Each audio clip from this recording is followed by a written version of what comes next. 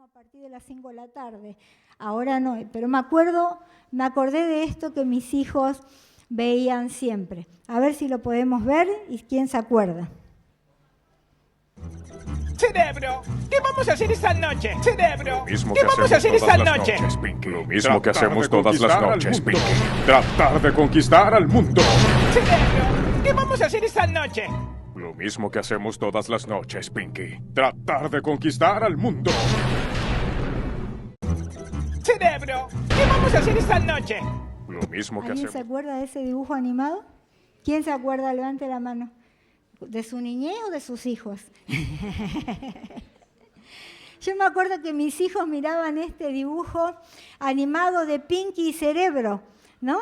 Que decía, todos los días era la misma frase. Empezaba esta serie y estos ratones de laboratorio genéticamente ya alterados, ¿no? Querían conquistar el mundo. Y todos los días empezaba con esta introducción, ¿no? Dime, Cerebro, ¿qué vamos a hacer esta noche? Y le decía, lo mismo que hacemos todas las noches, tratar de conquistar al mundo. Y yo lo estaba mirando y yo decía, qué fe que tenían estos ratones, porque durante toda la serie ellos, no importaba el obstáculo que ellos tenían, siempre inventaban una máquina, inventaban algo y querían conquistar el mundo. Esa era su misión, conquistar el mundo. Y siempre terminaba que no podían, ¿no? Los ratones conquistar el mundo. Pero ellos todos los días, ese era su pensamiento. Y todas las noches decían, ¿no? Antes de irse a dormir, ¿qué haremos esta noche? Como todas las noches vamos a tratar de conquistar el mundo. Yo creo que era un dibujo que tenía mucha fe, igual que nosotros. Que todas las noches repetimos, Señor, mañana voy a conquistar mi problema. Mañana me voy a levantar y va a ser diferente. Eso era fe. Y hoy, como verán, les voy a hablar de la fe.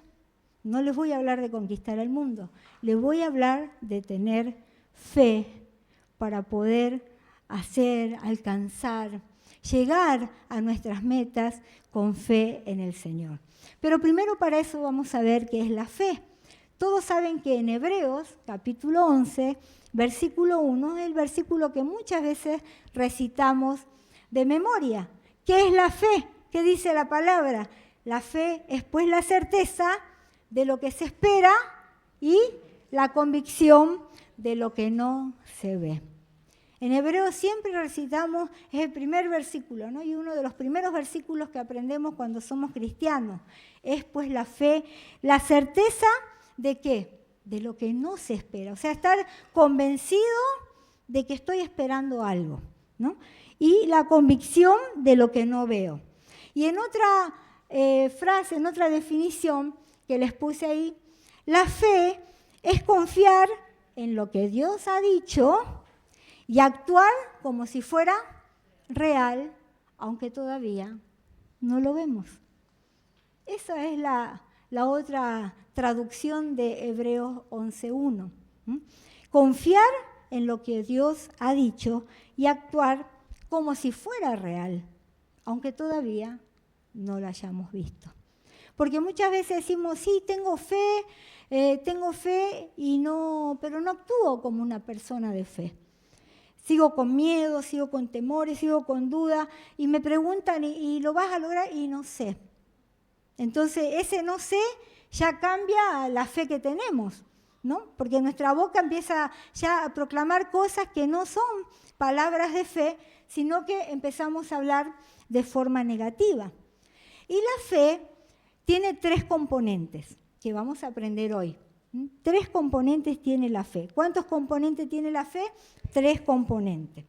El primero es el conocimiento. Yo tengo fe de lo que conozco. No puedo tener fe en algo que no conozco. Si usted quiere alcanzar un objetivo y dice, yo tengo fe que esto que voy a lograr, ya tiene algo planeado, usted se enfocó en algo y empieza a creer en eso para poder alcanzarlo. Tengo fe que voy a lograr esto. Tengo fe que voy a pasar mi examen. O sea, usted tiene fe en algo que se propuso hacer. Entonces, el primer elemento o componente de la fe es el conocimiento. Tener conocimiento. Primero conozco y después empiezo a creer, ¿no es cierto? Y eso pasa en nuestra fe con el Señor. Primero tenemos que conocer, escuchar algo de Dios para poder tener fe en Él. ¿Cómo creyeron cada uno de los que estamos aquí? ¿Cómo creímos? Porque vimos algo de Dios, porque experimentamos algo, porque nos trajeron una vez a la iglesia y escuchamos, porque alguien nos regaló un versículo bíblico. Cuando uno tiene conocimiento, empieza a creer. Entonces, lo primero que tenemos que tener es conocimiento de Dios. Por eso en Romanos, capítulo 10 y versículo 17, dice que la fe viene por el oír. ¿Y qué estamos escuchando? La palabra de Dios. Estamos escuchando la palabra de Dios. Entonces nuestra fe empieza a crecer. Porque si nunca hubiésemos escuchado la palabra de Dios, ¿cómo vamos a creer en las promesas de Dios? ¿Cómo vamos a saber lo que dice la palabra y vamos a creer en ella si nunca hemos escuchado nada? Si nunca leemos la Biblia, no vamos a saber lo que en ella dice y no vamos a poder creer en lo que Dios tiene para nosotros. Sabemos que vamos a ser prósperos, que nunca va a faltar el pan en nuestra mesa. Sabemos que Jehová es mi pastor y nada me faltará. Sabemos que cuando no podemos dormir en la noche, vamos al Salmo 4:8 que dice, en paz me acostaré y asimismo dormiré. Pero ¿por qué empiezo a creer en la palabra de Dios? Porque la escucho, porque la leo. Entonces empiezo a creer en lo que conozco, ¿sí? Por más que sea la convicción de lo que se espera y lo que no se ve, pero sí tengo una convicción que Dios dijo esto para mí y voy a empezar a creer en lo que escuché de parte de Dios. Porque no puedo creer en algo que no conozco, ¿no? No puedo creer en nada. ¿Quién cree en nada? Y que le va a ir bien creyendo en nada. No, ¿no es cierto? Tenemos que tener fe y conocimiento de la palabra de Dios. No puedo estar creyendo que nada pasará, digamos, ¿no? Tengo unos objetivos, ¿y cuáles son? Y no sé nada. Ah, bueno, entonces, si no tenés objetivo, no crees en nada, entonces nada se va a dar, ¿sí? Porque la fe no surge de la nada. La fe surge del conocimiento que tenemos de Dios.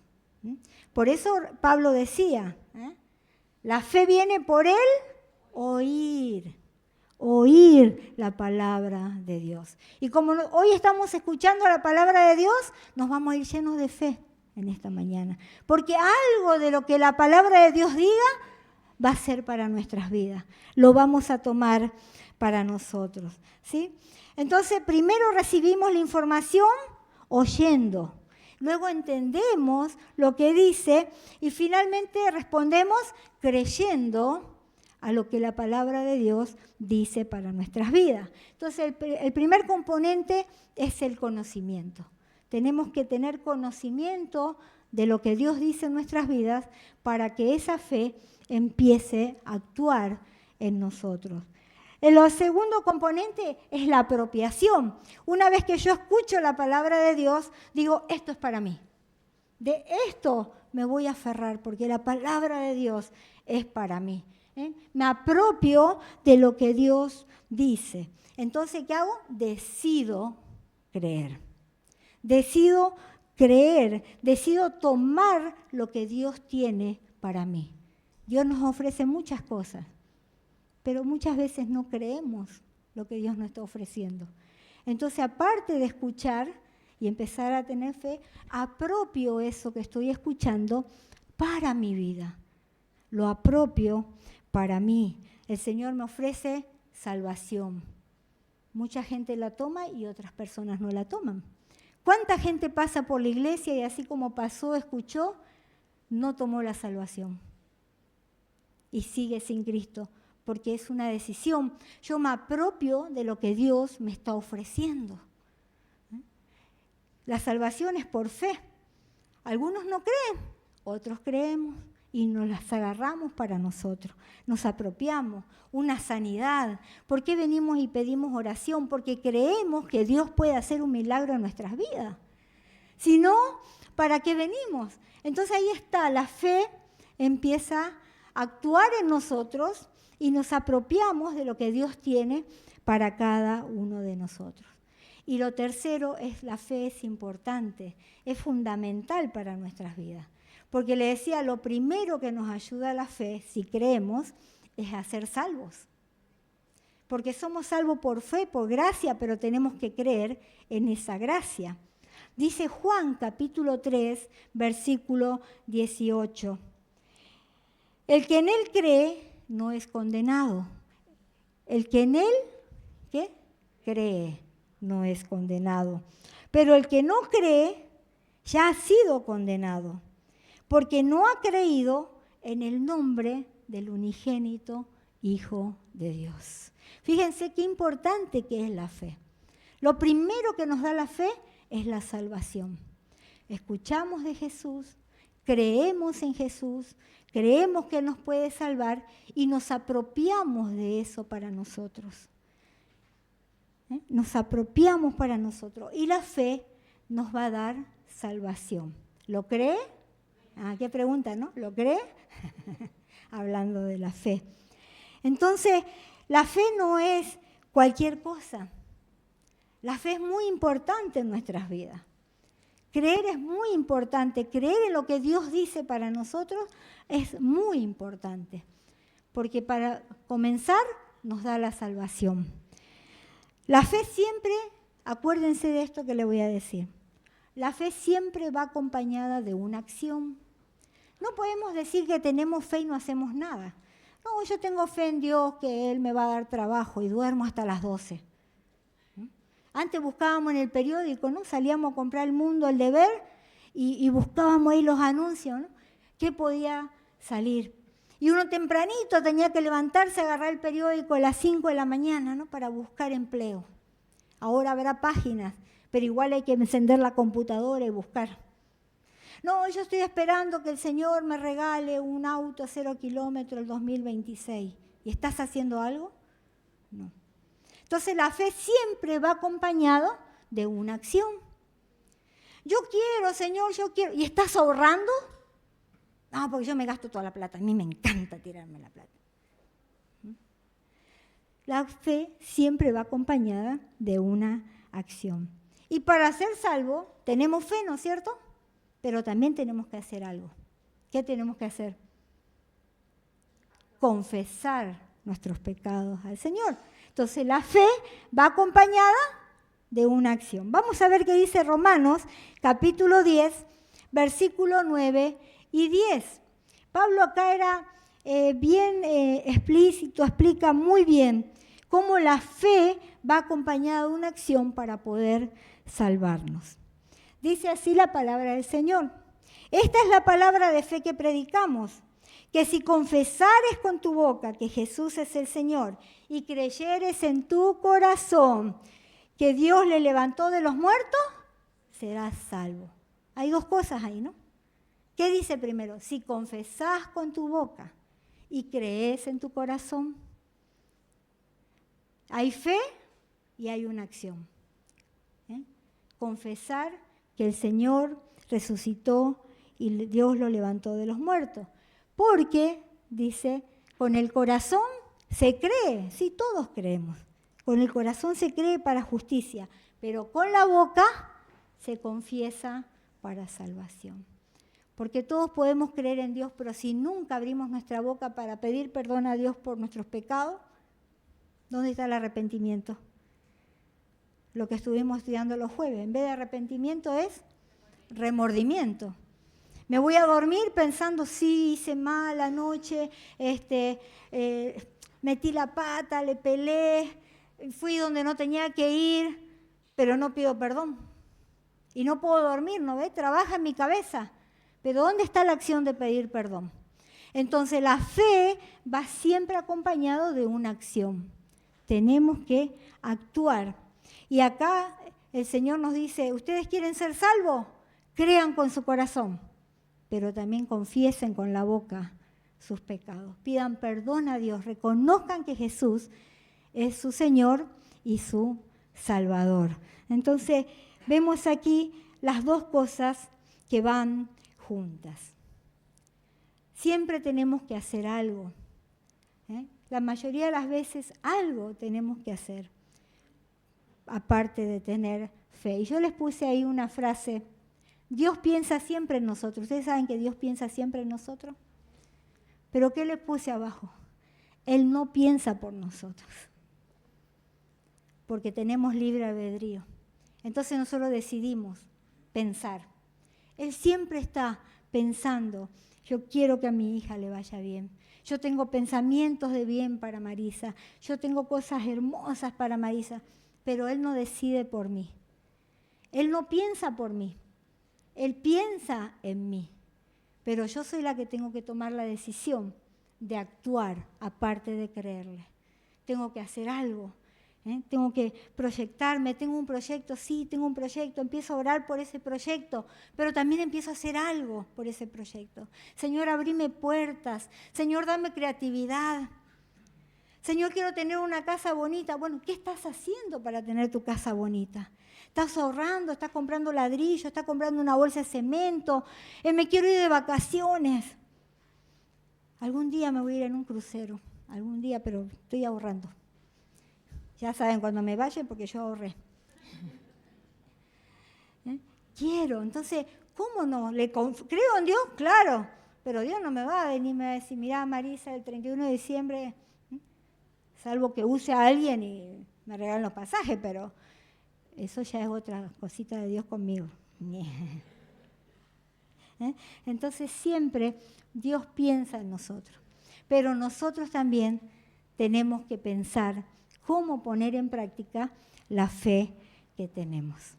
Entonces la fe se entiende que va acompañada de una acción. Siempre tenemos que creer, pero también tenemos que hacer algo. Estamos enfermos, oramos al Señor, clamamos al Señor, pero también Dios puso los médicos para ir. Y oramos para que Dios le dé sabiduría a los médicos y nos guíen por buen camino. O sea, siempre tenemos que hacer algo para poder poner en práctica esa fe. Y yo estaba leyendo una historia que los quiero compartir con ustedes en Marcos capítulo 5. Si trajo su Biblia, puede acompañarme. Traiga su Biblia a la iglesia. Mire, la mía es pesadísima, pero la llevo a todos lados, porque así me da fe. Cuando quiero leo la Biblia y el Señor inyecta fe en mí. Me va inyectando fe, porque la fe viene por el oír la palabra de Dios. Ayer fuimos a un retiro de pastores con el pastor Chicho y había competencias. No saben quién ganaron. Había competencia de las parejas pastorales y una hermana dijo: no, cuidado con ellos porque ellos son de atleta, estos son competitivos, decía, ¿no? Y nosotros ahí, ya voy a subir fotos, van a ver la pinta del pastor, parece Rambo, competimos. Claro, pero la competencia era con la Biblia, ¿no? Y con los ojos vendados, y ganamos. Después le voy a contar cómo fue. Había que buscar versículos con los ojos vendados, y ahí estábamos, nuestro grupo ganó, ¿no? Y como los otros no aceptaron que ganamos, una revancha de ¿qué? 10 versículos más y ganamos. Porque leemos la palabra y sabemos dónde está, ¿no? Y yo le decía, izquierda, derecha, una hoja, una página con los ojos cerrados y ganamos. Porque la fe viene por el oír, pero también hicimos algo. Así que no se avergüence de llevar su Biblia. Ahora se usan las mochilas, se usan las carteras, puede comprarse una Biblia bonita y la disfruta, márquela lo que lee con colores, porque ahí viene la fe, de leer la palabra de Dios, de oír la palabra de Dios. ¿Sí? Vamos a ver Marcos capítulo 5, ¿qué dice? Es una historia de Jesús. Son dos historias juntas, pero yo voy a tomar una de estas historias que está en Marcos, de una sanidad Y está en Marcos capítulo 5, versículo 24 al 29. Si usted no trajo la Biblia, yo me tomé el tiempo de ponerle los versículos ahí. Y dice así la palabra del Señor. Fue pues con él y le seguía una gran multitud y la apretaban. Pero una mujer que desde hacía 12 años padecía de flujo de sangre y había sufrido mucho de muchos médicos y gastado todo lo que tenía y nada había aprovechado, antes le iba peor. Cuando oyó hablar de Jesús, vino por detrás entre la multitud y tocó su manto, porque decía: si tocare tan solamente su manto, seré salva. Y enseguida la fuente de sangre se secó y sintió en el cuerpo que estaba sana de aquel azote. Vamos a seguir leyendo un poquito más. Luego Jesús, conociendo en sí mismo el poder que había salido de él, volviéndose a la multitud, dijo: ¿quién ha tocado mis vestidos? Sus discípulos le dijeron: ¿ves que la multitud te aprieta y dices: ¿quién me ha tocado? Pero él miraba alrededor para ver quién había hecho esto. Entonces la mujer, temiendo y temblando, sabiendo lo que en ella había sido hecho, vino y se postró delante de él y le dijo toda la verdad. Y él le dijo: hija, tu fe te ha hecho salva. Ve en paz y queda sana de tu azote. Es una historia conocida en la palabra del Señor sobre la sanidad de la mujer que tenía flujo de sangre, ¿sí? Y cuenta cómo ella se acerca al Señor. Yo creo que muchos deben conocer la historia.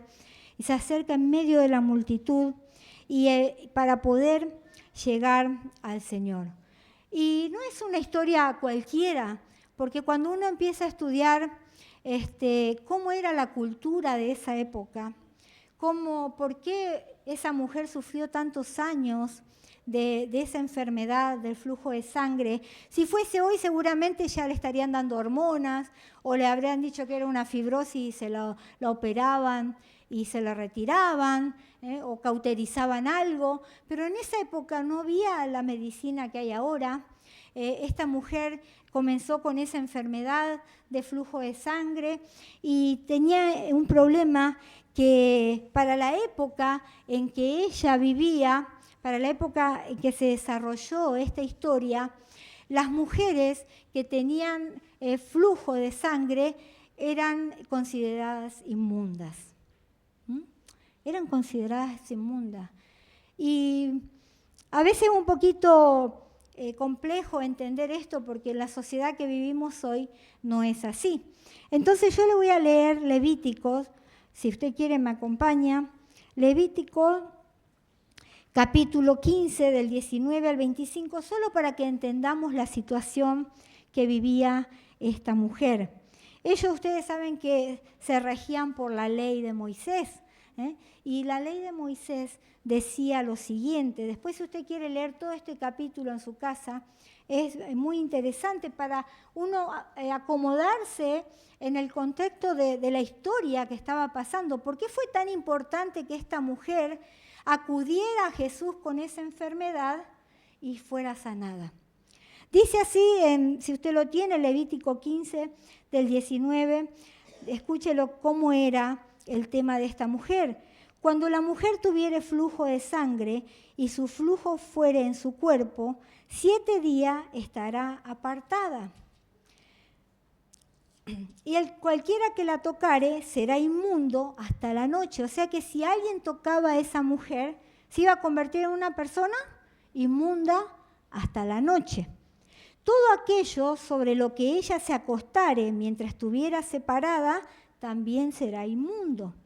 También todo aquello sobre lo que se sentare será inmundo. O sea que donde ella se sentaba, todo era considerado una inmundicia, ¿no? Dice el versículo 21, y cualquiera que tocare su cama lavará sus vestidos, y después de lavarse con agua será inmundo hasta la noche. O sea que cualquiera que se acercaba tenía que lavarse y apartarse hasta la noche, que nadie lo tocara, porque también iba a ser inmundo a otra persona. También cualquiera que tocare cualquier mueble sobre el que ella se hubiera sentado, lavará sus vestidos, se lavará luego a sí mismo con agua y será inmundo hasta la noche. Versículo 24. Y si alguno durmiere con ella, su menstruo fuere sobre él, será inmundo por 7 días. O sea que el que dormía con ella, 7 días tenía que apartarse y no acercarse a nadie. Y toda cama sobre la que durmiere será inmunda. Y la mujer, cuando siguiere el flujo de su sangre por muchos días fuera del tiempo de su costumbre, o cuando tuviere flujo de sangre más de su costumbre, todo el tiempo de su flujo será inmunda como en los días de su costumbre. O sea que a esta mujer nadie se le acercaba. Esta mujer tuvo que dejar su hogar porque era inmunda, porque la silla que se sentaba en su casa era inmunda, y si iba al baño era inmunda, y si tocaba un plato era inmundo, y si tocaba un vaso era considerado inmundo. Y ella era una persona inmunda. Más o menos como los leprosos, ¿no? Los leprosos los apartaban, pero ella por fuera no se veía nada, pero la procesión que esta mujer tendría con esta enfermedad sería terrible, ¿no? No podía acercarse a otras personas, no podía compartir con nadie. Un cumpleaños, hagamos un cumpleaños toda la familia, menos esta persona que no dice su nombre. Pongámosle un nombre, Juana, menos Juana. Celebremos Navidad, menos Juana. Comamos todos juntos, menos Juana. Entonces esta mujer tuvo que salirse de su hogar porque nadie se le acercaba a ella. ¿Sí? Era rechazada, tuvo una muerte civil. Andar por las calles y que nadie se le acerque a nada. Nadie la podía tocar porque se convertía en una persona inmunda hasta la noche. Era rechazada, pienso que su tormento era, no tendría cálculo. Yo digo, seguramente en la noche ella lloraría y diría, ¿por qué me pasó esto a mí? ¿Por qué no encuentro solución? ¿Por qué soy rechazada por todo el mundo? Y eso por 12 largos años. ¿Qué tal ser rechazado por tantos años? Que nadie te toque, que nadie te diga qué te pasa, qué necesitas, que nadie te pueda abrazar.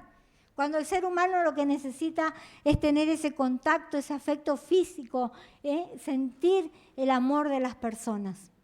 Nadie podía acercarse a ella. Y ella había hecho todo lo posible. Ella tuvo fe en los médicos. Dice la Biblia que había gastado todo lo que tenía, así que seguramente dinero tenía. Seguramente era una familia acomodada, bien económicamente, porque dice que ella gastó en los médicos todo lo que tenía. Entonces, vemos a esta mujer en una condición de desesperación, estando ahí esperando que alguna vez alguien le dé una solución. Pero después de 12 años, ¿qué puede pasar por la cabeza de uno, no?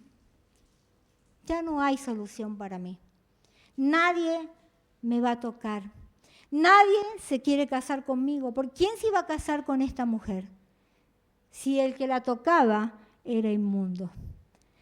Entonces, o tenía que apartarse con ella a vivir en las calles, o nadie se iba a acercar a ella. Y yo puse 3 puntos aquí. Su condición era de desesperación. Esta mujer yo creo que estaría desesperada por obtener la solución a su problema. ¿Cuántas veces luchamos con problemas por años y no le encontramos la solución? No sabemos qué hacer, dimos vuelta por todos lados, gastamos el dinero que teníamos, pero no encontramos la solución a nuestro problema. Físicamente, esta mujer estaría agotada, estaría anémica, no tendría ahí un tónico para tomarse, estaría sin fuerzas, porque eran 12 años de tener hemorragias. Nadie le hacía una transfusión de sangre. Entonces esta mujer me imagino que era pálida, yo me la imagino así amarillenta, delgada, por el sufrimiento, por las hemorragias que ella tenía. Entonces físicamente esta mujer estaba sin fuerzas.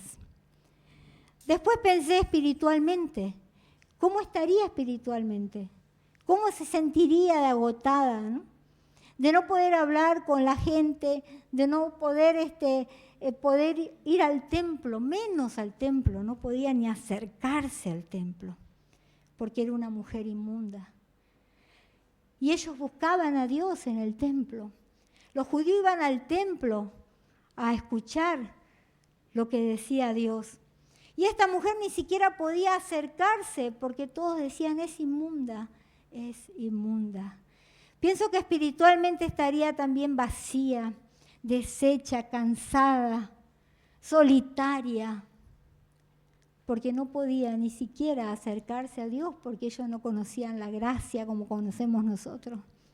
Ellos tenían que ir al templo. No había esperanza para esta mujer y financieramente estaba en bancarrota. O sea que podía haber tomado cualquier otra decisión para su vida, porque por 12 años estuvo aguantando todo este tipo de problema en ella. La desesperación que tendría esta mujer. ¿Algo peor le podía pasar? ¿Qué más le podía pasar? Estaba sola, deambulando, sus padres nunca se acercaban, sus hermanos no se acercaban porque no querían ser inmundos. Nadie se acercaba a ella, todo lo que ella tenía lo gastó para buscar una solución, pero lo perdió todo y quedó sin nada. Yo decía, ¿qué? ¿Algo peor le podía haber pasado? Tal vez ya cualquier cosa que le pasara no le importaría. Diría, ¿qué algo peor? No puedo tener familia, no me puedo casar. Y ustedes saben que la condición de la mujer en esa época no era como ahora. No es que salían a trabajar y podían ser madres solteras. No, ahí estaba, aislada de la sociedad. Aislada de la sociedad. Pero el versículo 27 dice, pero cuando oyó hablar de Jesús,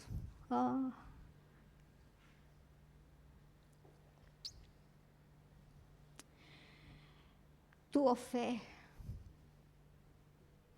Cuando oyó hablar de Jesús. Ella andaba por las calles y seguramente era el alboroto, ¿no?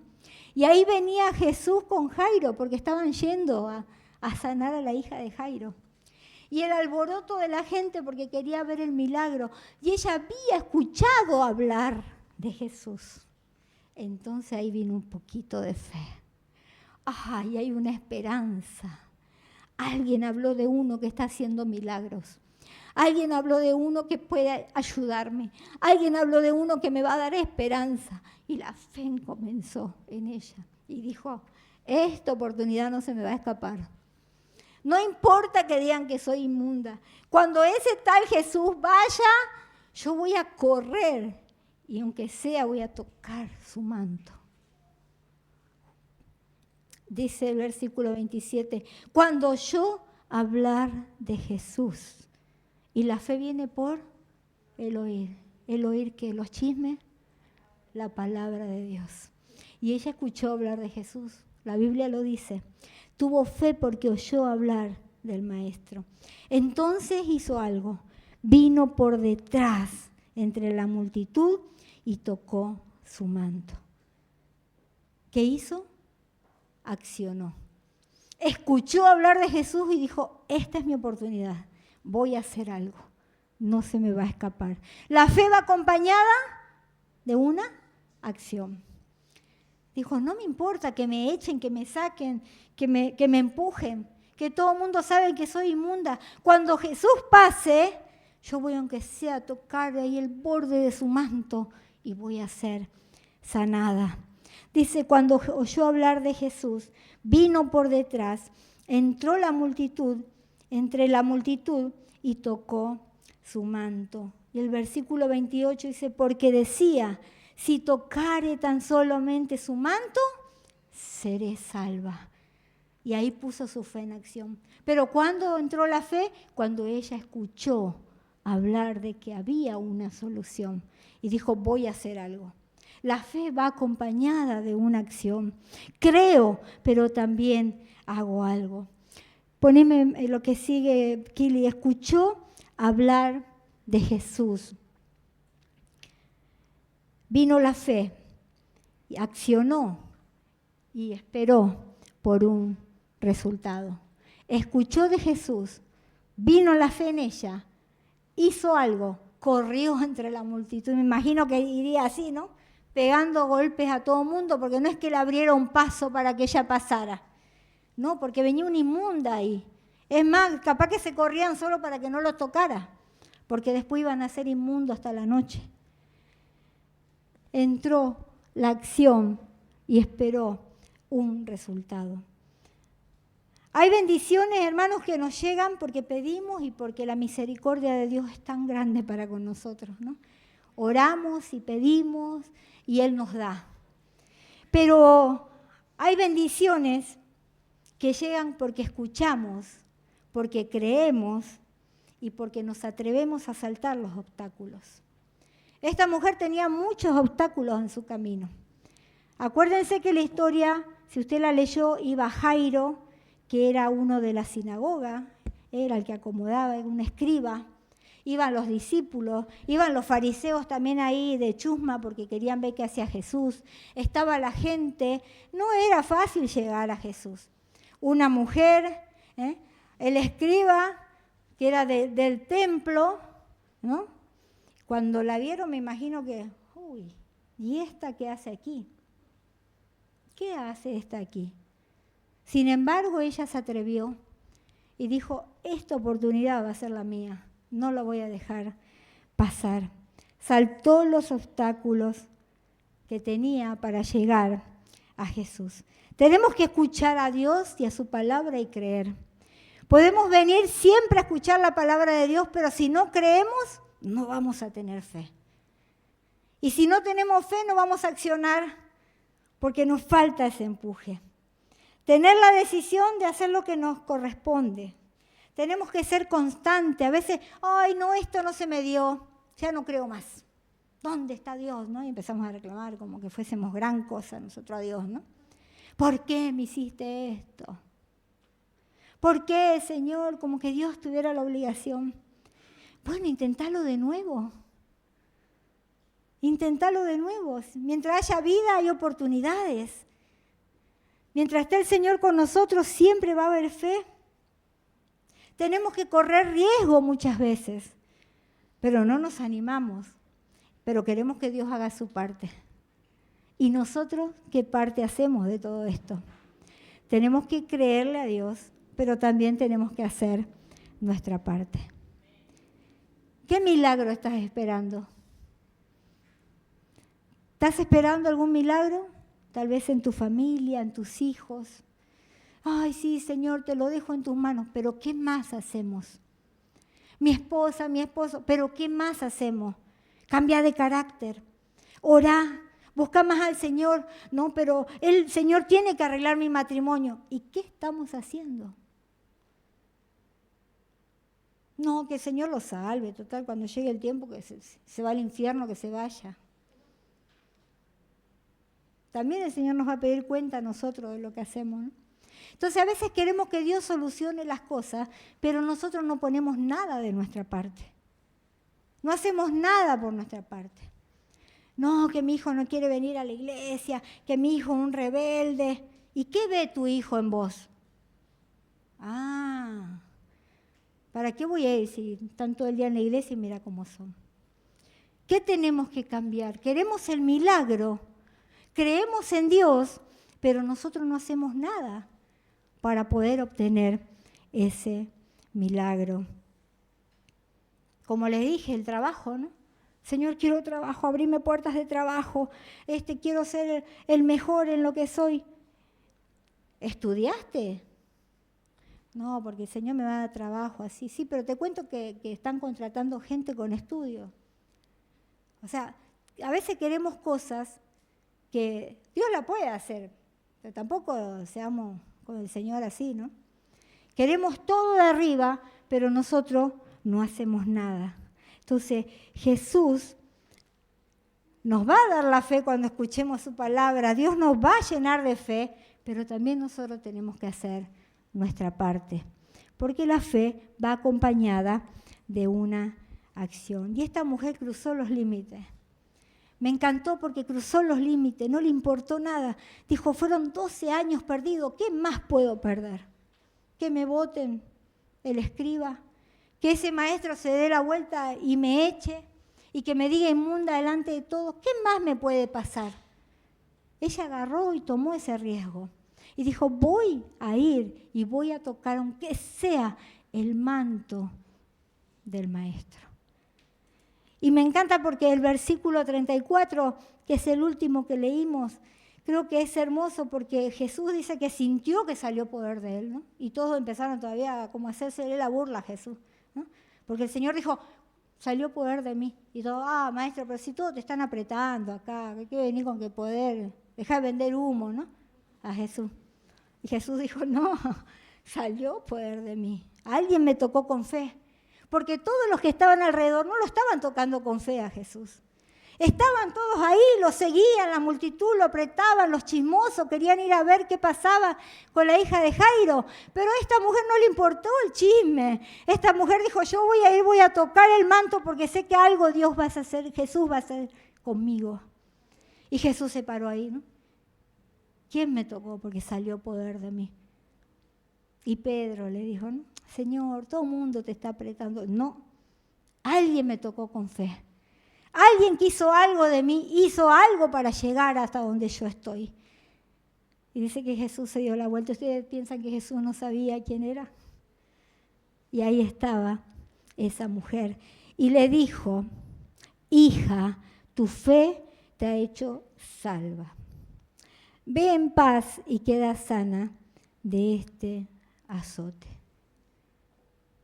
Y yo estaba buscando a cuántas personas, dice el Nuevo Testamento, que Jesús le dijo hija.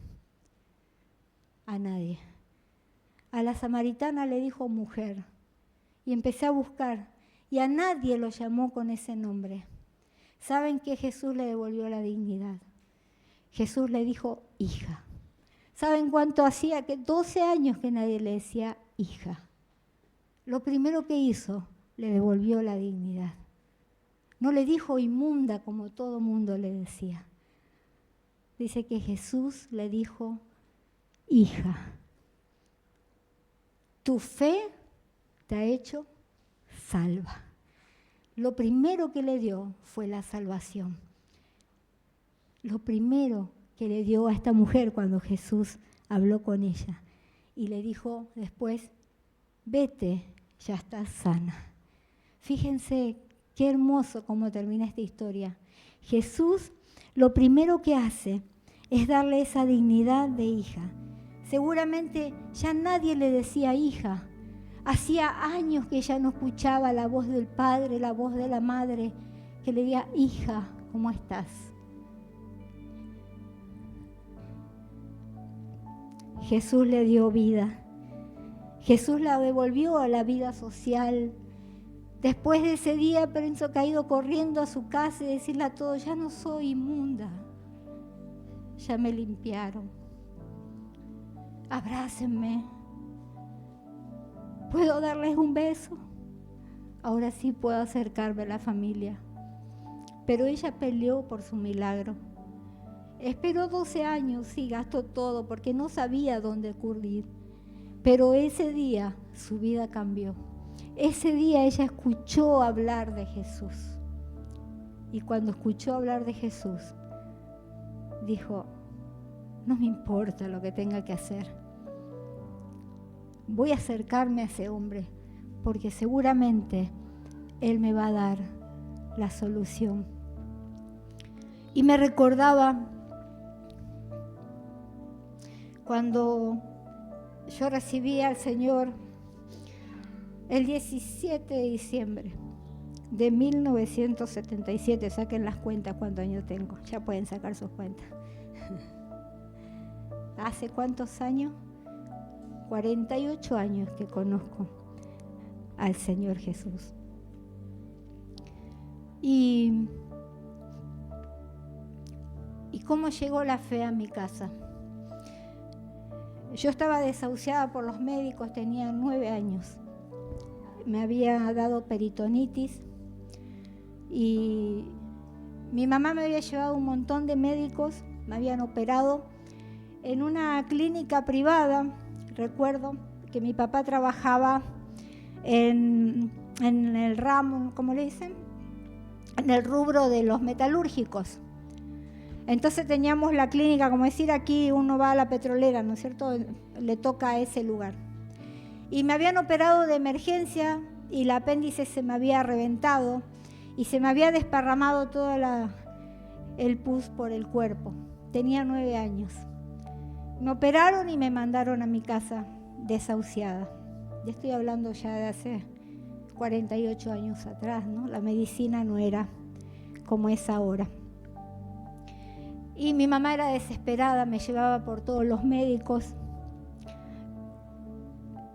Me acuerdo que me llevó a un doctor, aparte de llevarme a todas las clínicas que había ahí, porque a mí me supuraba, imagínense una niña de 9 años. Me ponían la gasa y eso chorreaba. No le voy a decir como qué porque les va a dar asco. Chorreaba. Y mi calzoncito se mojaba porque chorreaba el pus. No había cómo parar esa infección. Y me llevaba a todos los médicos que ella escuchaba, que llévala allá, ¿vieron cuando empiezan las recomendaciones, ¿no? Llévala allá y llévala allá. Y me llevaba. Y por último me llevó, me acuerdo, a un médico que era el médico de cabecera de mi abuelita, eso siempre me acuerdo, que era lejos, en la ciudad de Rosario, lejos. Y me llevó y claro, era una eminencia, no sé cuánto habrán gastado. Y yo me acordaba un poco de esta mujer, ¿no? Que cuando uno tiene un hijo enfermo, gasta lo que sea, ¿no? Y me llevaron y me acuerdo que el médico me acostó en la camilla y me puso la pinza así. Y era como un chorizo esto. Tengo la marca todavía así, todo comido. Y metió una pinza y un tanto así salió con pus. Y yo me acuerdo que escuché que le dijo, esto no tiene solución, le dijo, está por perforar los intestinos. Me acuerdo que mi mamá se puso a llorar, fuimos a casa y ahí estábamos, conmigo en cama, y lo único que hacían era todos los días curaciones. Me curaban, al otro día me curaban, me cambiaban la gasa y ese era, iban pasando los días. Y mi mamá tenía una venta en la puerta de la casa, así como un kiosco, que vendía pescado, me acuerdo de una pescadería. Y llega un amigo de mi abuelo, un señor mayor, era amigo de mi abuelo, siempre él iba a la casa de mi abuelo, y le dice a mi mamá, Rosita, le dice, vos no podés repartirme estos folletos, le dijo, acá en tu negocio te los dejo y cuando vengan los clientes se los das, le dijo, es de una campaña evangelística que va a dar. Nosotros éramos súper católicos. Y mi mamá le dijo que sí, déjalo, le dijo, cuando vengan los clientes que se los lleven los papelitos. Y dice que ella se puso a leer ahí y era en el estadio de Rosario Central, una campaña evangelística, y decía, no sanidades, milagros, del pastor Gille Ávila, el evangelista Gille Ávila. Algunos lo deben conocer, otros no, porque era bien viejito, un puertorriqueño, que gritaba ya su nombre, Gloria, ¿no? Y hablaba en contra del televisor y no sé qué, en esa época eran bien fanáticos. Y mi mamá lo leyó y dijo, yo voy a ir, pero ella pensó que era un curandero. Dijo, voy a ir a pedir por mi hija, a ver si me la pueden sanar, porque yo estaba en casa y con esa infección que ya no había solución. Y una noche agarró sola y se fue al estadio, ahí de Rosario Central. Lástima que fue en Rosario Central, no fue en Newell's Old Boys. Y ahí dice, ella cuenta, ¿no? Dice que ese estadio era llenísimo de gente y que predicó, ella no se acuerda ni qué predicó, nada. Pero se acuerda que el hombre cuando empezó a orar por los enfermos dijo, pónganse las manos donde ustedes tengan la enfermedad y vamos a orar. Y mi mamá tenía un montón de dolencias, tenía flebitis en el brazo, dice que no le alcanzaba la mano para ponerse, pero ella siempre pensaba que era un curandero, que era un curandero que había ido a hacer sanidades. Cuando llegó a la casa le contó a mi papá que le había sanado el curandero el brazo, llegó sin los dolores, pero ella dice que en esa hora, cuando él oraba, que ahora uno dice oraba, pero ella decía, cuando ese hombre rezó, yo le dije, Dios mío, dame un médico para mi hija. Eso fue lo único que mi mamá alcanzó a decir. Dame un médico para mi hija. A los 2 días más o menos, era un día sábado, mi papá nunca iba conmigo al hospital, a la clínica esa, porque él trabajaba todo el día, entonces la que me llevaba a curación era mi mamá. Y ese sábado, no sé por qué, mi mamá le dijo a mi papá que me llevara. Y le dice, llévala que le van a hacer curaciones y se vuelven. Y bueno, como todos los días yo iba, llegamos a ese sanatorio y me dice mi papá, ¿dónde es? Porque él nunca había ido conmigo. Entonces yo ya sabía que era en el subsuelo, ahí donde hacían las curaciones. Y le digo, vamos, es abajo. Y dice, no, espera, voy a preguntar, me dijo. Yo tenía 9 años, imagínense, pero ya me conocía el sanatorio de memoria. Y cuando mi papá pregunta dónde era curaciones, le dice la chica, vaya al 2º piso. Y nos fuimos. Yo pensaba, acá no es donde yo vengo siempre. Y cuando llegamos al 2º piso, eran los consultorios externos y no atendían sábado. Y estaba toda la luz apagada del pasillo. Todo apagado y había unos asientitos. Y mi papá, muy obediente, no fue curioso decir qué hacemos acá, digamos, ¿no? Nos sentamos ahí los dos. Sentados los dos en esa oscuridad, esperando que alguien salga por una puerta. Y cuando estábamos sentados ahí, sale un médico y me dice, pasá, te estaba esperando. Yo entré un quirófano. Y lo que yo me acuerdo es que estaba acostada en el quirófano. Y me habló y me acuerdo de su cara, me acuerdo cómo era. Y me dijo, quédate tranquila, que todo va a estar bien. Y me hizo así. Y me acuerdo haber visto una enfermera de espalda y no me acuerdo más nada. Cuando me desperté estaba en una salita de observación con mi papá sentado al lado. Vino el médico, mi papá lo miraba, yo lo miraba. Y le dijo, ahora cuando ya esté bien, llévatela a tu casa. Nos fuimos a la casa, nos fuimos en un taxi. Cuando llegamos a la casa fue la gran pelea entre mi papá y mi mamá. Porque mi papá llegó furia y le dijo, ¿cómo no me vas a decir que la iban a operar a esta chica? ¿Cómo la vas a mandar sin un bolso, sin una bombachita, sin un camisón? ¿Cómo no me vas a decir que la iban a operar? Y mi mamá, ¿qué? ¿Que estás loco? ¿Que cómo la van a operar a esta chica? Y yo ahí con mi venda, con todo, parada. Eso fue un sábado. Nadie entendía nada. El día lunes, mi mamá, con el carácter hermoso que tiene, todavía no era cristiana, faltaba unos días, por si me está mirando, me agarró del brazo temprano y nos fuimos al sanatorio. Y nos fuimos a la administración. Y ahí fue el gran show. Quiero saber quién operó a mi hija sin autorización. Quiero saber qué hicieron con mi hija. Y la gente la miraba y le decía, señora, nadie puede operar a nadie si antes no le hacen estudio, le hacen análisis, la internan. Acá no hubo ninguna operación. No puede ser porque a mi hija la operaron el sábado en este lugar. Y buscaban y revolvían y mi pediatra, el cirujano, estaba de vacaciones. Y buscaron y más o menos le dijeron, usted está loca, no vuelva más por este lugar.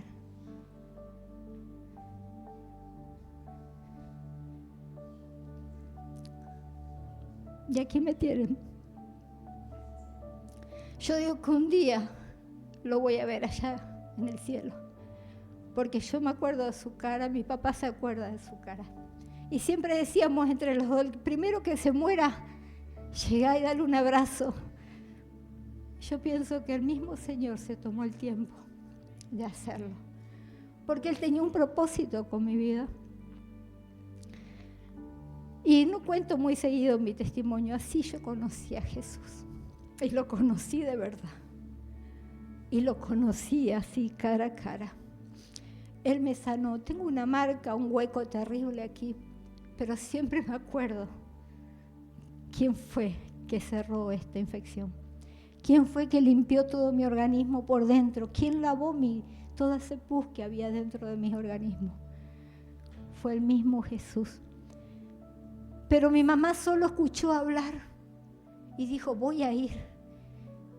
Y cuando ese hombre predicaba de sanidad, dijo, Dios, aunque sea, dame un médico como la gente para que salve a mi hija. Por ahí no atinó a decir, Señor Dios, porque no entendía, sanala ahora, por ahí me hubiese sanado. Pero ella pidió un médico y el médico de los médicos bajó para hacerlo. Por eso yo sé que para Él no hay nada imposible, que uno puede creerle, pero uno también tiene que hacer su parte. Porque ese día mi mamá escuchó solo que decían, hay un Dios que puede sanar. Y cuando le entregaron el papel, ella fue con fe. Dios puede hacer cualquier cosa, hermano. Nosotros tenemos que creerle, pero también tenemos que hacer nuestra parte. Yo no sé cuál es tu parte. Y yo sé que un día lo voy a encontrar en la presencia de Dios. No sé si fue un ángel, no sé si fue él mismo, pero yo me acuerdo de su cara. Y sé que voy a llegar y le voy a decir gracias.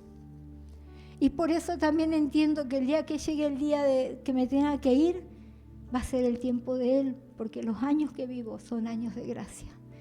Cuando Él me diga, Marisa, ya estás lista, ya hiciste lo que tenías que hacer y me va a llevar, no le voy a poner ningún miedo, nada, porque sé que todos los años que vivo son años de gracia que Él me regaló.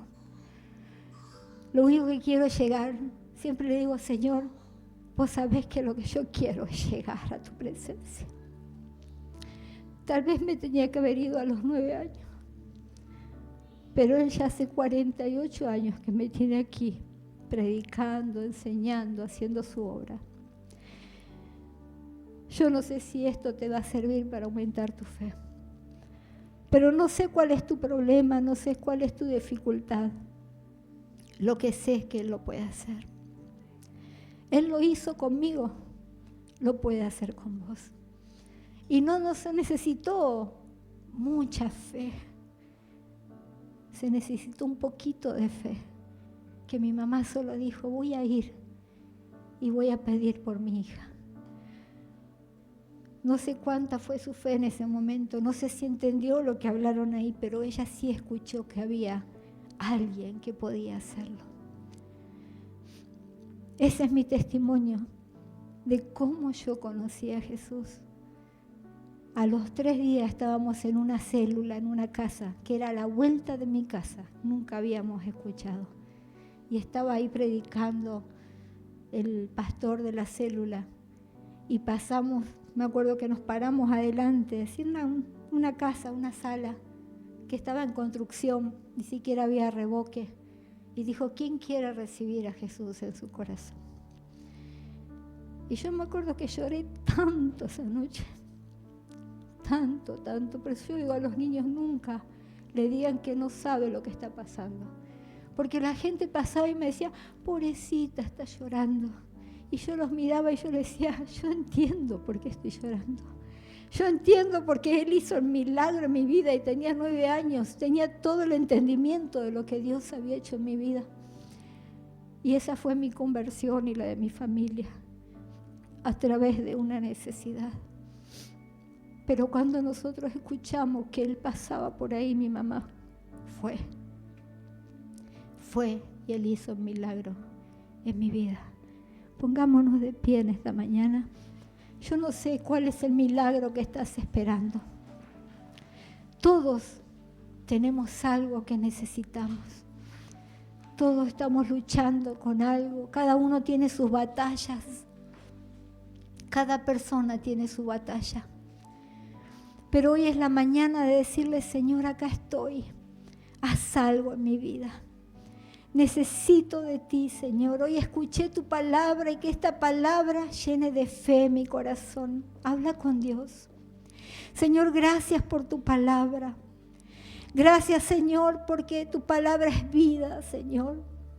Gracias porque hoy pude escuchar este mensaje, Señor, y te pido que llenes de fe mi corazón. Y no solo de fe, Señor, sino que pueda hacer lo que tengo que hacer. Que haga mi parte, Señor, si tengo que cambiar algo, si tengo que tomar una decisión.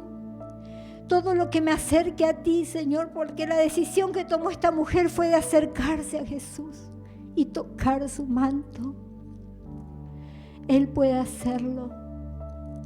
Él puede hacerlo una y otra vez. Tal vez tenés una enfermedad, tal vez estás luchando con una adicción, tal vez estás con un problema matrimonial, tal vez son tus hijos. Tal vez somos nosotros que tenemos que acercarnos y saltar los obstáculos. Hoy es el día que el Señor puede darte el milagro, pero es necesario que le creas y es necesario que corras hacia Él, que salte los obstáculos, tal vez tu fe, tu inmadurez, las dudas, los temores. Lánzate, tal vez tu última oportunidad, y el Señor quiere darte lo que necesitas. El Señor está acá, hermano. Hable con Dios. Preséntele qué es lo